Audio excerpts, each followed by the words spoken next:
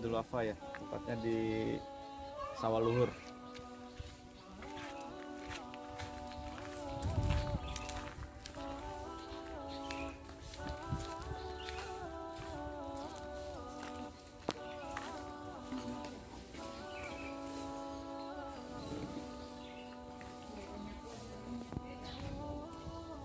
Assalamualaikum.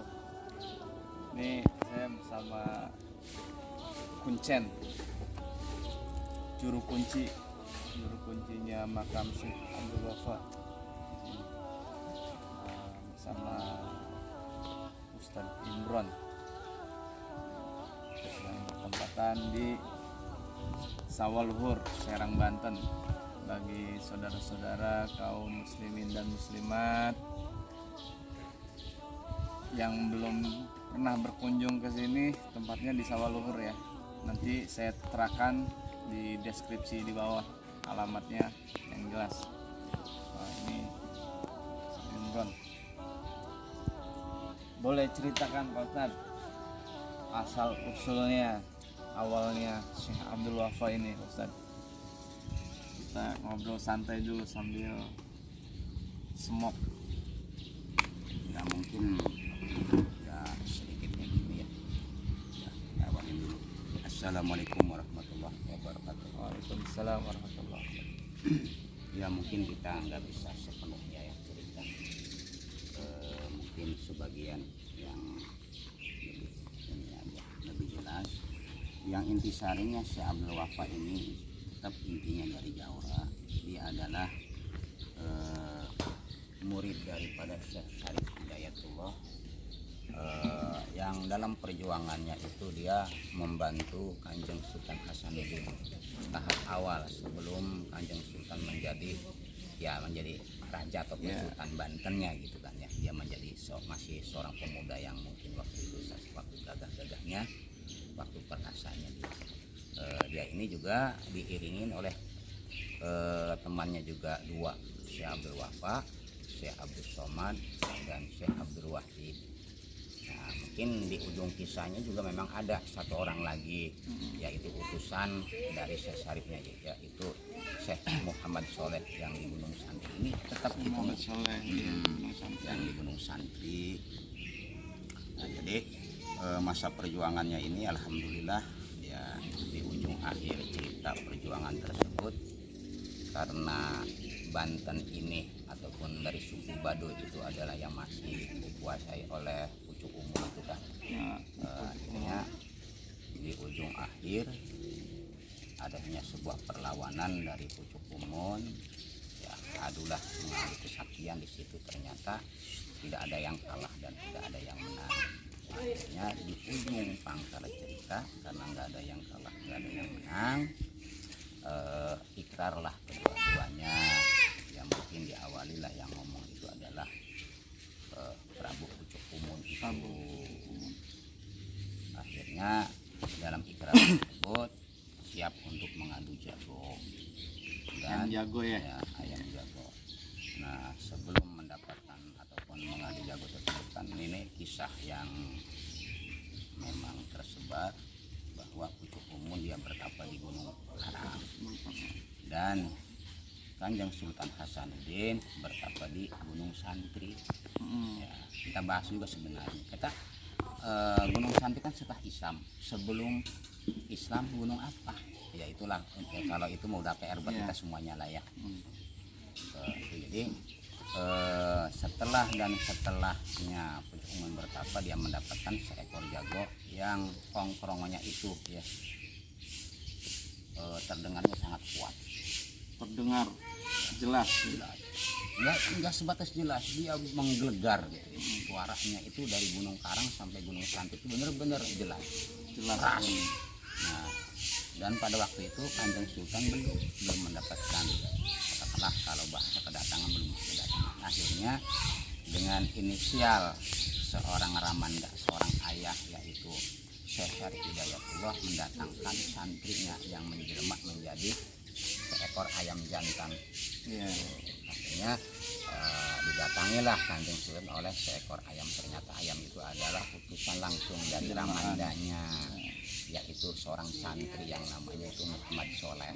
Itu akhirnya setelah kedua-keduanya mendapatkan itu, akhirnya bertempurlah ataupun berperanglah ayamnya Kanjeng Sultan dengan ayamnya Pucuk Umun di daerah Labuan, yaitu di Tegal Papak. Tegal Papak ya. Tegal Papak.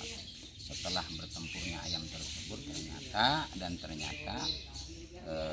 ayamnya Pucuk Umun kalah. Akhirnya Pucuk Umun melarikan diri ke daerah Kenekes ataupun Rangkas Bitung Ujung, Baduy. Itu. Nah, akhirnya setelah itu karena kalahnya Pucuk Umun, akhirnya keraton Pucuk Umun ditempatin ataupun istilahnya ditunggangin kalau bahasa sekarangnya ya. Nah, itu akhirnya tapi sang Ramanda, sang ayahanda dengan bijaknya dia melarang sang putra ulah jang kalau bahasa Sundanya. Dia mah lain milikku maneh. Gitu tah. Yuk kita munajat ke daerah pesisir ya, itu memang kalau dulu Kesengan itu ya, Sarangan itu. Nah, yang memang jadi keraton sekarang itu. Nah, akhirnya munajatnya Syekh Syarif Hidayatullah dengan Kanjeng Sultan ya, ternyata air laut yang di sampingnya itu menengah ke tengah. Akhirnya itu dari mana gitu ya, bukan akhirnya ya, artinya awit ataupun diawali dari daerah Merak sampai surutnya begitu ya, ke tengah surut ya, akhirnya ke tengah itu dari daerah Merak sampai daerah Krunci. Nah, itu yang disebut Jaseng itu. Itu Jawa Serang. Itu makanya ada Jawa Cirebon, ada Jawa Serang. Nah, asli yang dapat munajatnya Kanjeng Sultan sama Ramandanya Syekh Syarif Hidayatullah itu yang namanya asli Jaseng itu. Awal dari Merak sampai ke daerah Kerunjuk. Nah, Kerunjuk ini kalau istilahnya pesisir ya. Nah, itu kalau menengah daerah kidul itu Sunda. Itu dari penyebaran Islam ke depan. Yang asli dapat munajatnya Kanjeng Sultan yaitu menengahnya air laut itu yang namanya Jaseng. Jawa Serang itu awit Merak dari dan sampai daerah Kerunjuk. Itu makanya dari Merak sampai Kerunjuk rata-rata Jawa Serang. Itu yang asli dapat munajatnya Sang Sultan. Itulah. Nah, lalu setelahnya munajat tersebut bahwa keraton harus bikinnya di sini, akhirnya ya terjadilah ya istilah pembikinan kesultanan di daerah Banten yang sekarang ini. Nah, lalu setelah menjadi kesultanan yang berempat ini yaitu Syekh Abdul Wafa, Syekh Abdul Somad, Syekh Abdul Wahid dan Syekh Muhammad Soleh itu dipanggil tujuannya apa? Dikumpulkan tersebut yaitu untuk dikasih pangkat hadiah. Ternyata mereka tidak mau karena dia sudah memegang ilmu tarekoh dari Ramandanya Syekh Syarif Hidayatullah itu. Lalu dengan bijak dia meminta masing-masing daerah petilasan. Syekh Abdul Wafa petilasannya di sini mintanya, lalu Syekh Abdul Somad juga di 2 kampung dari sini yaitu daerah Kebon Lama ya. Terus Syekh Abdul Wahid di daerah Terumbu dan Syekh Muhammad Soleh di Gunung Santri. Berarti ini termasuknya petilasan ya? Ya, petilasan. Karena untuk secara hal ya, secara ilmiahnya ya, apakah yang memang dia dikubur di sini, saya belum bisa untuk lebih menjelaskan. Tetapi yang intinya ini adalah petilasan.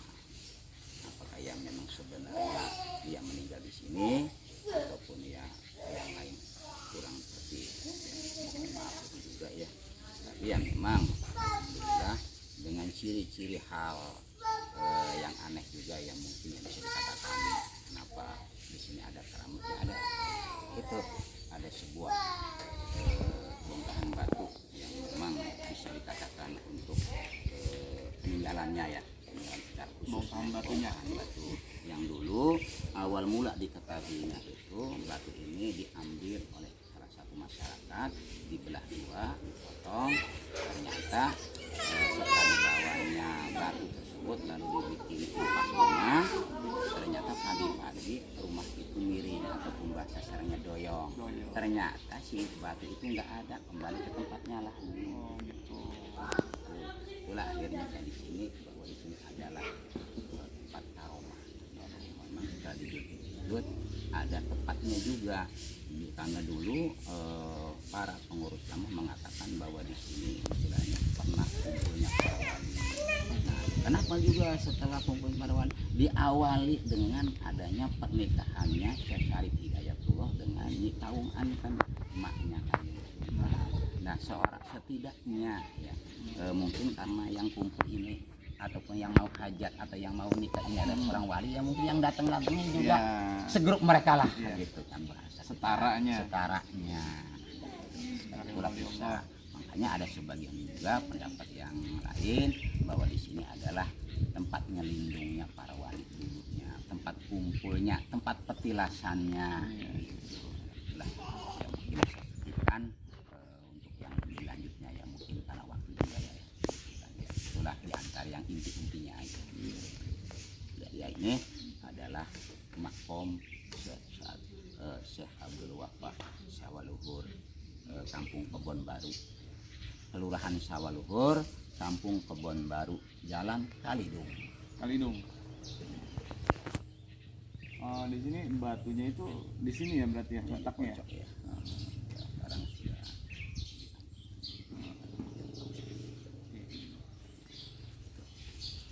Untuk keanehan-keanehan di sini nih Pak Ustadz nih selama Pak Ustadz untuk menjaga atau merawat lah di sini.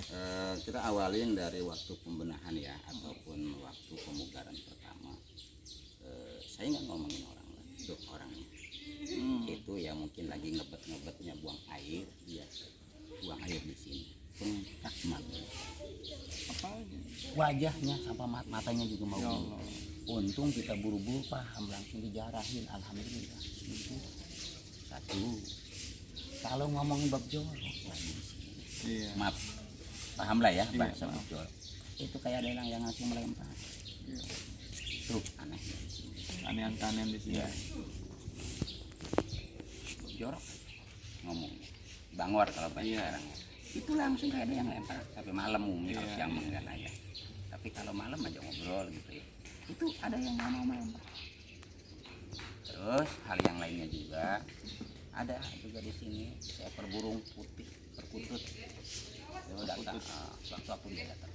Di malam tertentu ya? Bukan malam, siang. Oh siang. Malah rata-rata dia datang itu hari Jumat. Oh, Jumat siang. Jumat siang antara jam 9 sampai jam 11. Nah dulu kita di sini juga ada yang memikat gitu ya. Ya yang mengambil. Itu akhirnya kalau dia mudah terkenanya gitu kan membuktikan bahwa dia mungkin. Nah akhirnya setelah dia di kandang malamnya pemikat tersebut menyuruh kalau kamu mau melihara saya harus menyediakan sangkar emas. Ya ujung-ujungnya ya namanya kita mungkin orang pemikat kan juga paham ya arti makna artinya nggak tahu sih intinya apa itu serokah ataupun yang memang apa. Tapi para pemikat ujung-ujung apa sih? Itulah sedikit ulasan tentang hal-hal yang agak aneh di sini. Anehannya ya. Alhamdulillah. Di sini ada makam-makam umumnya juga. Ya ada di makam sebelah kalau bahasa ini sebelah wetannya ya. Wetan sini ya. Di belakang. Baik, terima kasih para sahabat Laksana. Demikian ulasan-ulasan mengenai seputar penziarahan makom ya Pak Sudah? Ya, makom ya?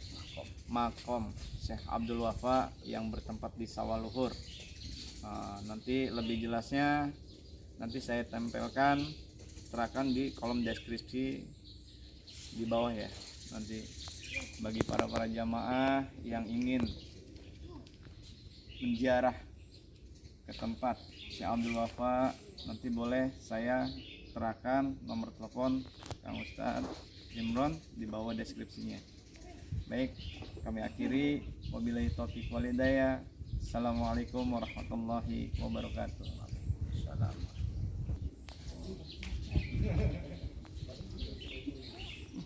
Ada musola, tempat sholat. Kita masuk ke dalam.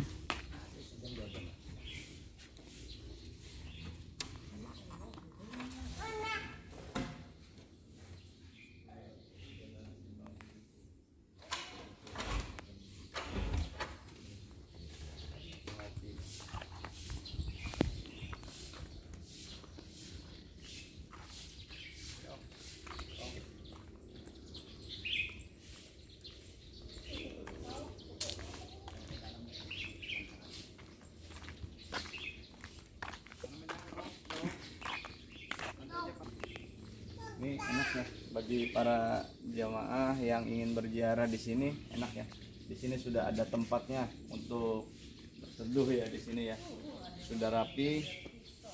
Alhamdulillah sudah rapi di sini ya. Di sini buat rebahan, istirahat, menunggu di sini. Sangat luas ya, lumayan ya, sangat luas di sini tempatnya, langsung ke titik tempat ziarahan makamnya. Buat kenapa nih? Assalamualaikum. Assalamualaikum.